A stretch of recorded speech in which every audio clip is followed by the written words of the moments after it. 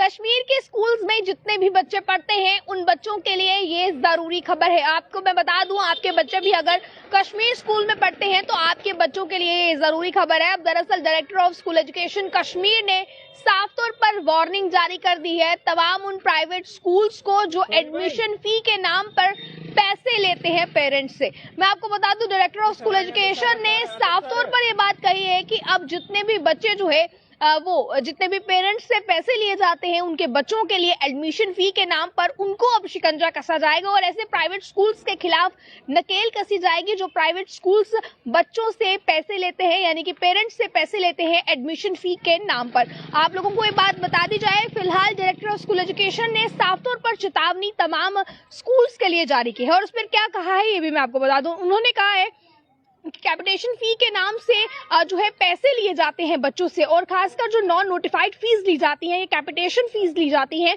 इनके लिए अब जरूरी खबर है। और वो जरूरी खबर ये है कि अगर अब आप इस तरीके के पैसे लेते हैं और खास करके वो स्कूल्स अपने स्कूल का इंफ्रास्ट्रक्चर बताकर कि इस पर क्या क्या तब्दीली आई है, हमारा स्कूल दूसरे स्कूल से कैसे बेहतर है, इसलिए आप लोगों को एडमिशन फीस देनी है, तो मैं आपको बता दूं ऐसा करने की बिल्कुल भी जरूरत नहीं है। आप किसी भी पेरेंट्स को बच्चों के लिए स्कूल में एडमिशन फीस देने की जरूरत नहीं है, क्योंकि साफ तौर पर director of school education Kashmir ने इसे पूरी तरह से प्रतिबंध कर दिया है। और साथ ही मैं आपको ये भी बता दूं कि अब नया सेशन मार्च के बाद स्टार्ट हो जाएगा। अप्रैल में नए सेशन से बच्चों की जो है वो एडमिशंस होंगे। 2024-25 के बच्चों के एडमिशंस जो है वो अप्रैल से होनी है, जिस बीच आप भी जब अपने बच्चों को नए सेशन से स्कूल में डालेंगे तो ये बात आप लोगों के लिए जानना बहुत ज्यादा जरूरी है कि आपको किसी भी स्कूल को एडमिशन फीस देने की जरूरत नहीं है।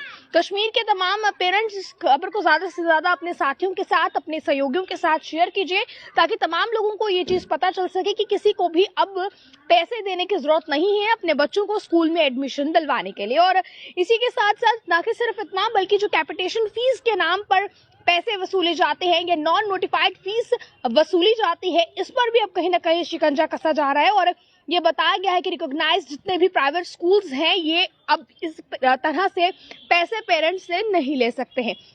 अगर कोई ऐसा करता है तो लॉ के तहत जो है वो उसे पनिशमेंट भी होगी, यानी कि सजा का प्रावधान रखा गया है। अगर कोई भी स्कूल ऐसा करता है तो सजा उस स्कूल को होगी।